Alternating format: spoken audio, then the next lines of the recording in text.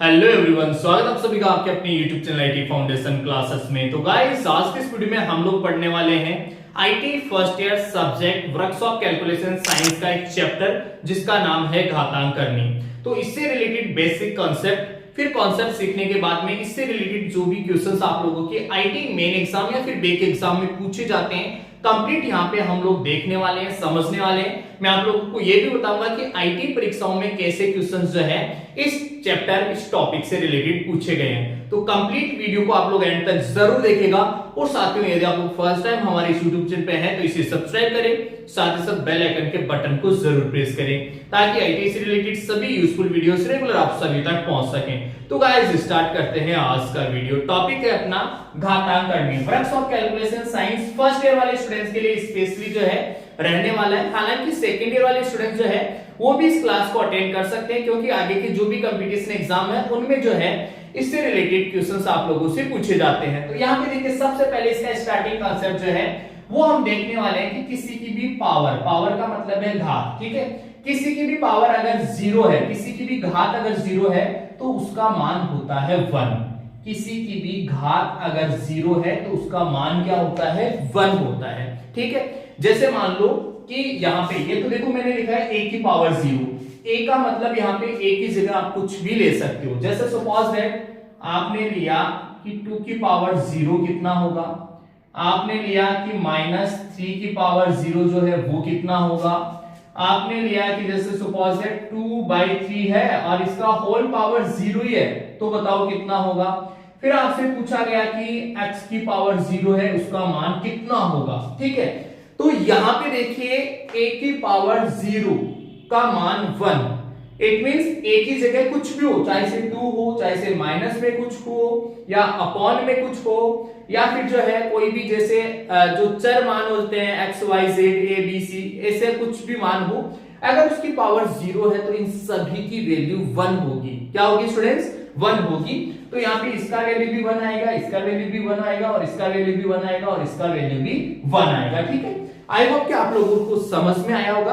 अब देखिए, इसी से रिलेटेड वो क्वेश्चंस जो आप लोगों से जो है मेन एग्जाम में पूछे जाते हैं। यहाँ पे जो है एग्जांपल के तौर पे मैं एक क्वेश्चन ले लेता हूं यहाँ पे कि आपसे पूछा गया कि x की पावर 0 मल्टीप्लाइड बाय y की पावर 0 मल्टीप्लाइड बाय z की पावर 0, z की घात 0, पावर का मतलब है घात, ठीक है।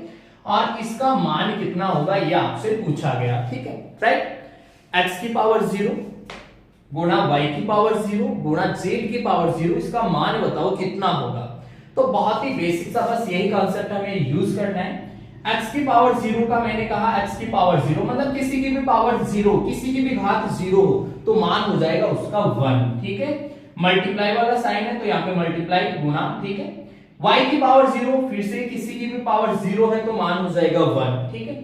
उसके बाद में नेक्स्ट देखो, फिर से जो है z की पावर 0 मतलब फिर से z की पावर 0 का मान भी हो जाएगा 1।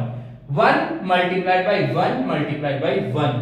अब 1 को 1 से मल्टीप्लाई करेंगे तो 1 ही आएगा, फिर 1 को 1 से मल्टीप्लाई करेंगे तो 1 ही आएगा। तो इसका आंसर जो है वो आ जाएगा अपने पास में 1, ठीक है। इसके बाद में नेक्स्ट देखो, इसी से रिलेटेड मान लो आपसे ऐसा क्वेश्चन पूछा गया कि 2 की पावर 0 प्लस 3 की पावर 0 प्लस 4 की पावर 0, इसका मान बताओ कितना होगा, राइट। 2 की पावर 0 प्लस 3 की पावर 0 प्लस 4 की पावर 0, इसका मान बताओ कितना होगा। तो यहाँ पे देखो सिंपल सा वही कंसेप्ट, यही वाला कंसेप्ट यूज होगा। 2 की पावर 0 का मतलब मैंने क्या कहा 1, फिर से 3 की पावर 0 1, फिर प्लस वाला साइन है तो प्लस, 4 की पावर 0 मतलब 1। अब 1 प्लस 1 प्लस 1 कितना हो जाएगा 3, तो आंसर आ गया अपने पास में 3, ठीक है। नेक्स्ट जैसे मान लो सपोज दैट कि ऐसा क्वेश्चन पूछा गया कि 2/3 की पावर है 0 प्लस 4/5 की पावर है 0, बताओ बराबर कितना आएगा। तो यार 2/3, अब रेशियो में भी कुछ भी हो, अनुपात में कुछ भी हो, पावर अगर 0 है, उसकी घात 0 है, ब्रैकेट लगा के घात 0 लगा दिया तो इसका मान भी क्या हो जाएगा स्टूडेंट्स 1 हो जाएगा। फिर प्लस 4/5 उसका होल, ब्रैकेट होल, फिर 0 है तो उसका मान भी हो जाएगा 1। तो 1 प्लस 1 कितना हो जाएगा 2, इसका राइट आंसर आ जाएगा, राइट। आई होप कि आप लोगों को समझ में आया होगा। समझ में नहीं आया तो आप लोग जो है एक बार फिर से आप लोग कमेंट सेक्शन में कमेंट करके पूछ सकते हैं। बाकी देखिए सिंपल सा है, किसी की भी घात अगर 0 है तो उसका मान 1 होता है। इससे रिलेटेड क्वेश्चन यहाँ पर मैंने बताया। अब इसके बाद में देखो नेक्स्ट कॉन्सेप्ट हम घातांकनी से रिलेटेड। तो नेक्स्ट जो है वो है कि गुणा में घाते जुड़ जाती है। आप लोगों ने ऐसा पढ़ा भी होगा। गुणा में घाते का मतलब है जैसे a की घात m है गुणा a की घात n है। यहाँ पे एक्चुअल में इस फॉर्मेट में गिवन क्या है, दिया हुआ हमें यह है कि आधार दोनों, इनको आधार बोलते हैं। आधार समान है घाते अलग अलग है, आधार समान है घाते अलग अलग है तो गुणा में घाते जुड़ जाती है।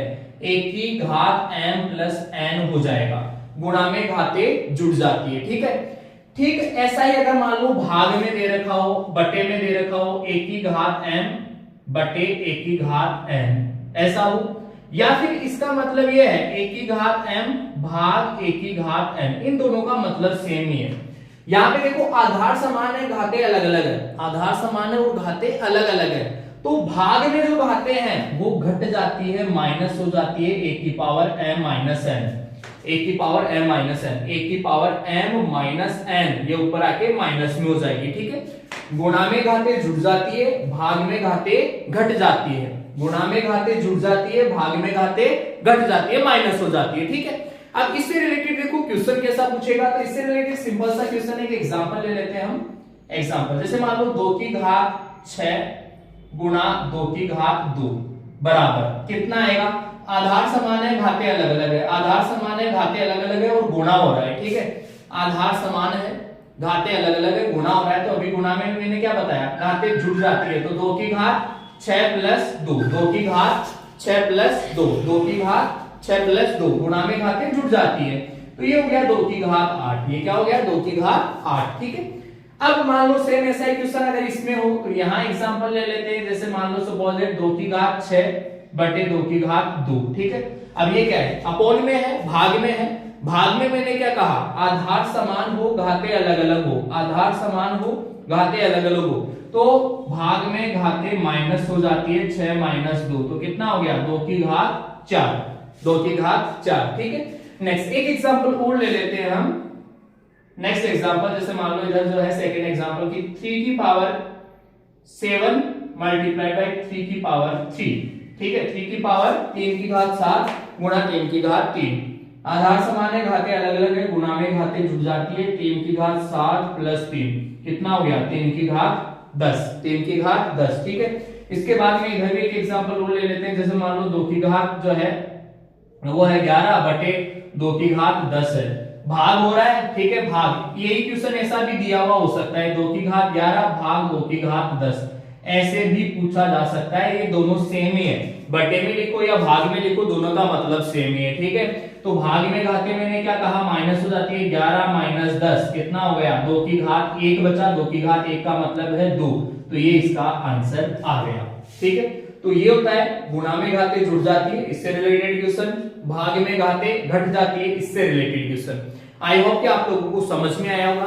देखो यार आज की इस क्लास में इतना ही, इसी का सेकंड पार्ट और लेकर आऊंगा मैं। इससे रिलेटेड जो भी कॉन्सेप्ट है घातांक करने से रिलेटेड और कुछ क्वेश्चंस है, कुछ कॉन्सेप्ट है, माइनस में पावर हो तो कैसे सोल्व आउट होगा। ठीक है, वो सारे क्वेश्चंस भी हम जो है यहाँ पे सिंप्लीफाई करेंगे।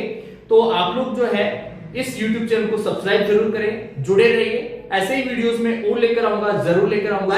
मिलते हैं नेक्स्ट वीडियो में, तब तक के लिए आप सभी को बहुत बहुत धन्यवाद।